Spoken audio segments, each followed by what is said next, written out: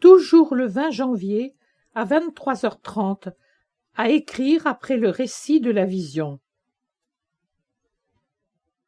Celle des funérailles d'Agnès, écrite 2 fois.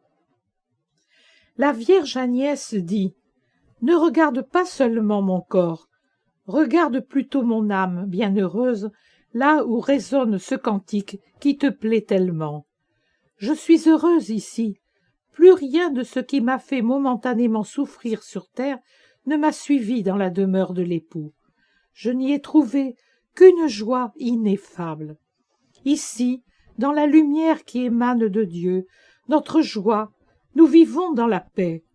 Les harmonies des bienheureux se mêlent à celles des anges. Tout est lumière et harmonie. En haut, la très sainte Trinité resplendit, et la Mère de Dieu sourit. Tu ne peux imaginer ce qu'est le paradis, même si tu en as eu un bref aperçu.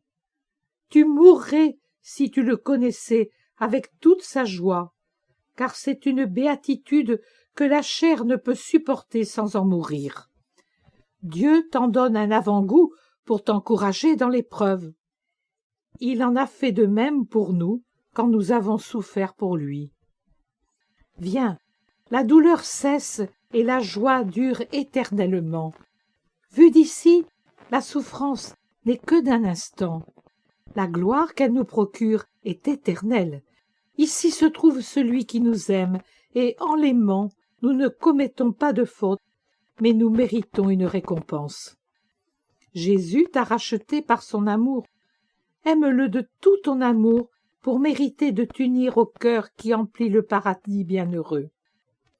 Après votre départ à 18h, je suis restée dans la joie de cette harmonie et de cette vision, en présence du corps glorifié d'Agnès, très belle, vêtue de blanc, et dont le regard était en extase. Il me semblait sentir 2 petites mains me caresser doucement, des mains d'enfant. C'est ainsi que je me suis assoupie. C'était un sommeil tourmenté, car les atroces douleurs, c'est la nuit entre jeudi et vendredi, ne me laissaient pas de trêve. Une fois revenue à moi, tandis que mes souffrances se faisaient plus aiguës et que pour les soulager, je repensais à ce que j'avais vu, la jeune martyre me dit ces mots. Je suis maintenant allongée, tout en la sentant très proche, pour me consoler de mon martyre de chair et de cœur. Seul mon esprit est bienheureux, mais minuit sonne et vendredi commence.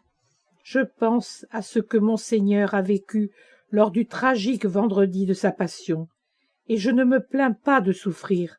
Je lui demande simplement de m'apprendre à bien souffrir, pour lui et pour les âmes.